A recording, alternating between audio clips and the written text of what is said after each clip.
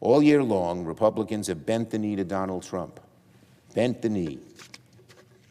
to Trump, and turned the Senate's duty of advise and consent into obey and confirm. And this package of nominees is no different. By moving these nominees in one package, Republicans in the Senate are trying to hide how bad these nominees are from the American people. They'd be embarrassed to have a debate even of 2 hours. They'd be embarrassed to have a vote. These nominees are so bad. We all know that Donald Trump and the way he nominates people often are perverse. If someone's broken the law, if someone's done a bad thing, he almost wants to nominate them. And the folks around here are going along. Let me give you a few quick examples. Thomas Bell to be Inspector General, supposed to be looking at fraud and waste and abuse. Watch what you just witnessed, because this is the anatomy of American democratic collapse playing out in real time, before our very eyes. And this matters more than you can possibly imagine, because Schumer is calling out Trump's historically bad nominees, and he is absolutely correct in his diagnosis, that what we are watching is not mere political disagreement, but rather a deliberate systematic destruction of the institutional safeguards that separate a functional democracy from authoritarian kleptocracy. The scene you just watched is Schumer standing on the Senate floor, doing something that should frankly terrify every single person who values accountability in government, because he is exposing the absolutely breathtaking corruption of a process where Republicans triggered the nuclear option to confirm nominees en bloc, which means they fundamentally changed the constitutional architecture of advice and consent to create what Schumer rightly describes as a conveyor belt for unqualified loyalists. And this is not hyperbole. This is constitutional vandalism. Let me absolutely demolish the conservative narrative here, because what Trump is doing with these nominations represents something historians will look back on as a turning point in American governance, and we need to understand the sheer magnitude of what Thomas March Bell represents as a symbol of Trumpian government. Bell was fired in 1997 from Virginia's Department of Environmental Quality after a state audit showed he improperly authorized a nearly $8,000 payment to someone who should not have received it, which means this man has a documented history of mishandling public funds, and yet Trump wants him as the Inspector General, whose entire job is to investigate fraud, waste, and abuse. The perversity here is almost too staggering to comprehend, because it would be like appointing an arsonist as fire chief or hiring a bank robber to guard the vault. And this is precisely what Schumer means when he says Trump's nomination style is perverse,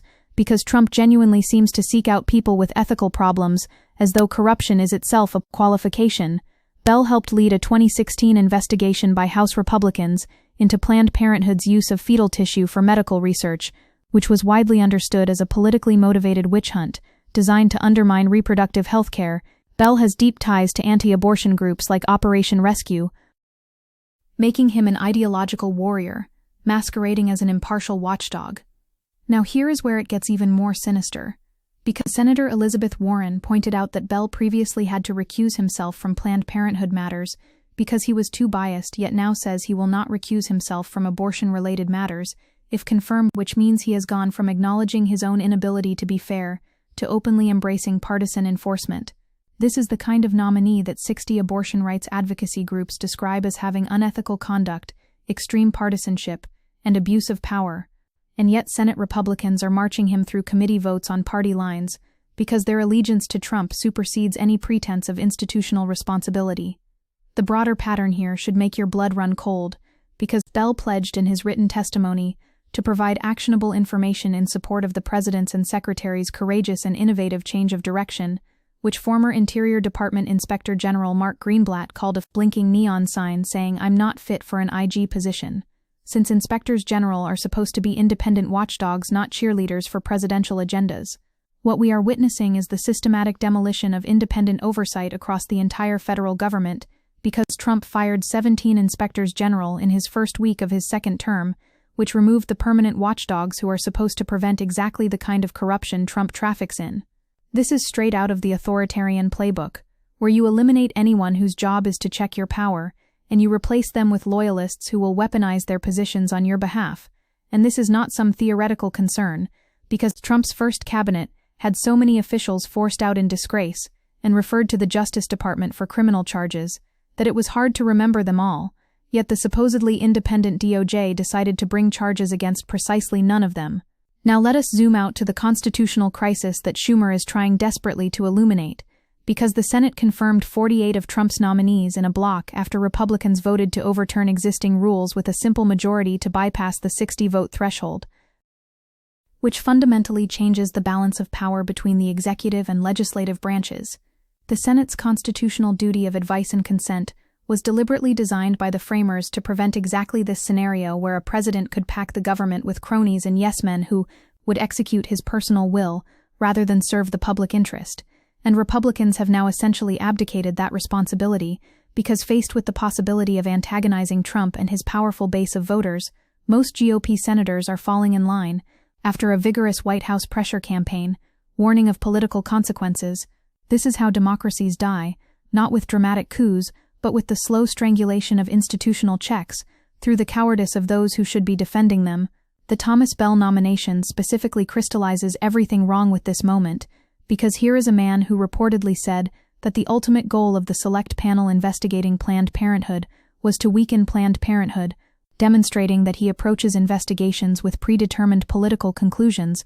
rather than following evidence wherever it leads. Former Inspector General Greenblatt said Bell's language about supporting the president's policy agenda is at odds with the independent nature of the IG position, and this matters immensely because the HHS Inspector General oversees Medicare and Medicaid, which are massive programs where billions of dollars flow and where corruption can flourish unchecked. If the watchdog is actually a lapdog, we are talking about someone whose professional conduct has been questioned by Warren, who brought up accusations that Bell mismanaged taxpayer funds and expressed misgivings that his highly partisan positions will influence his conduct, and yet Republicans are ramming him through, because loyalty to Trump has become the only qualification that matters. This brings us to the profound philosophical question at the heart of Schumer's remarks, which is, what does it mean when a political party entirely surrenders its institutional role in service of personal fealty to one man? And we have seen this movie before in history, and it never ends well.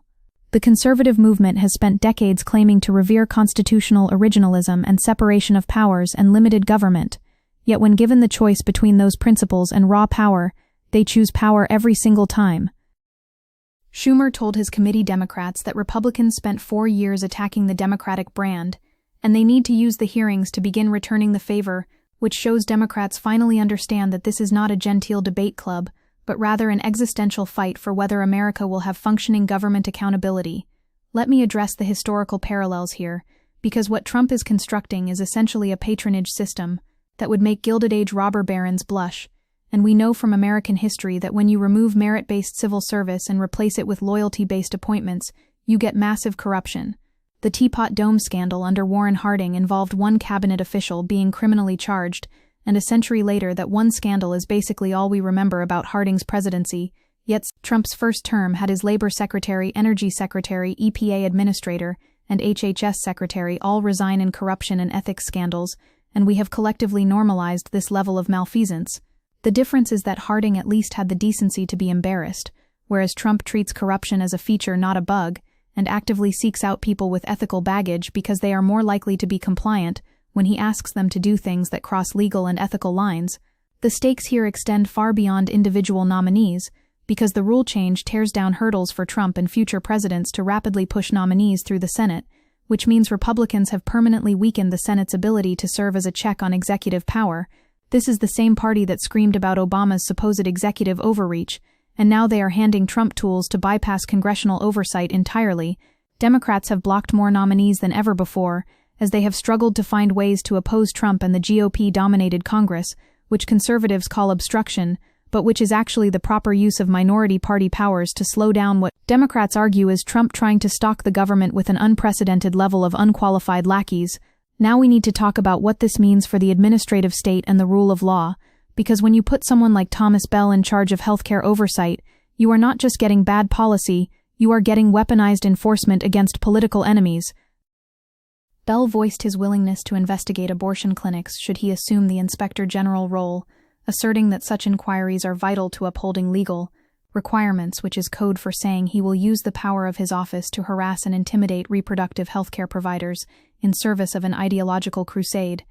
This is exactly what authoritarians do when they capture oversight institutions, because instead of checking power, these offices become instruments of power used to punish dissent and reward loyalty, and this pattern extends across Trump's entire second-term appointment strategy. Let us be absolutely clear about the precedent being set here, because Bell has been nominated to fill a position which is not vacant, as Trump's attempt to remove the current HHS IG Christy Grimm was unlawful and illegitimate, and proceeding with Bell's nomination would undermine the integrity of the IG's office, according to Finance Committee Democrats. Trump attempted to remove dozens of independent nonpartisan inspectors general just days after being sworn in, and there is ongoing litigation over whether this violates the law that provides an IG can only be removed for cause, and Trump failed to identify any legitimate cause, which means he is essentially firing watchdogs who might investigate him and replacing them with people who will do his bidding. This is textbook corruption of the most brazen variety, and it should be front-page news every single day,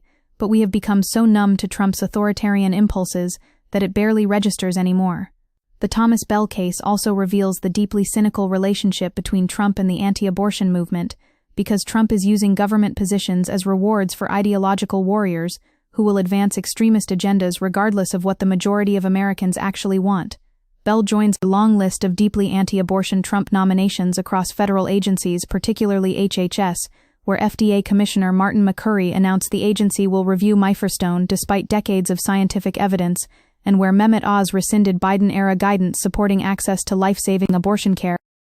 which shows a coordinated strategy to use administrative power to restrict reproductive rights without having to pass legislation. This is minoritarian rule in action, where Trump appoints extremists who will impose policies that could never survive Democratic scrutiny, and Republicans enable it because they have abandoned any pretense of majoritarian governance.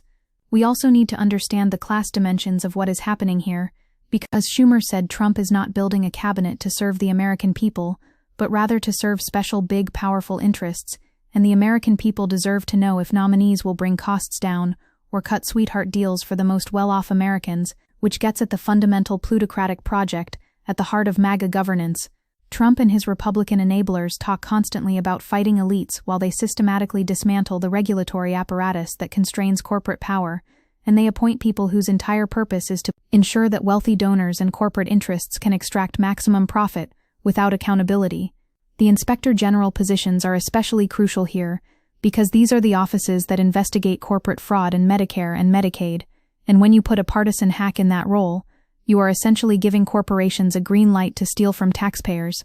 The comparison to historical moments of Democratic backsliding is unavoidable, because what we are watching is the classic authoritarian move of capturing enforcement mechanisms, and this is precisely what happened in Hungary under Viktor Orban, and in Turkey under Erdogan, where democratic forms remain, but the substance of accountability evaporates. Trump's first presidential cabinet was defined by repeat instances of misuse of taxpayer funds, insufficient financial reporting, and personal political favors, with at least 8 cabinet officials embroiled in ethics scandals during those 4 years, which should have been disqualifying, but instead Trump learned that he could get away with it, and so he is doing it again, but worse. Political scientists have a term for this, which is democratic backsliding through institutional capture, and the United States is now a textbook case study in how it happens in real time. Now here is what makes me absolutely furious about the Republican response, because they are not even pretending to care about qualifications or ethics or institutional integrity.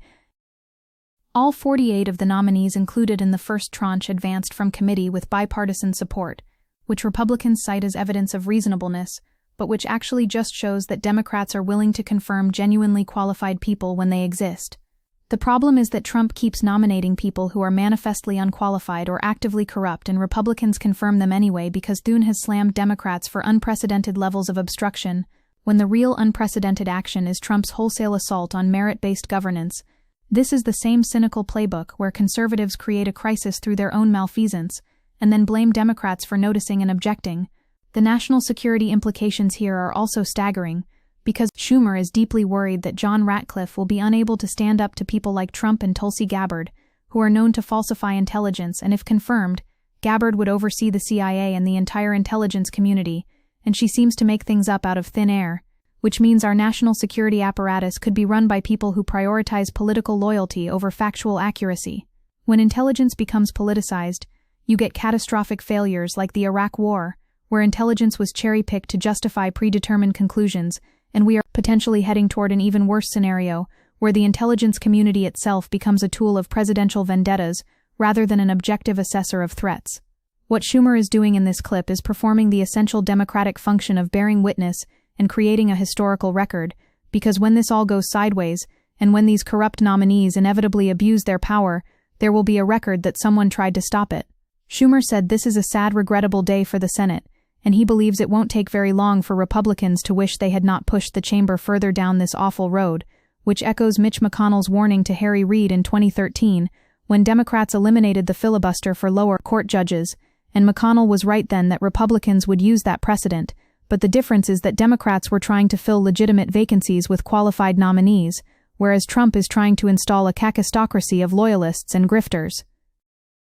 The ultimate question is, what do we do about this? And the answer cannot simply be to wait for the next election, because Republicans will have confirmed over 400 of Trump's picks, putting him well ahead of Biden by certain metrics, and these people will be burrowed into the bureaucracy doing damage for years, if not decades. We need a wholesale rethinking of Senate confirmation rules to prevent future presidents from packing the government with cronies, and we need robust Inspector General protections that cannot be overridden by presidential whim, and we need an informed citizenry that understands why these boring procedural fights actually matter more than almost anything else in determining whether we have functional democratic governance.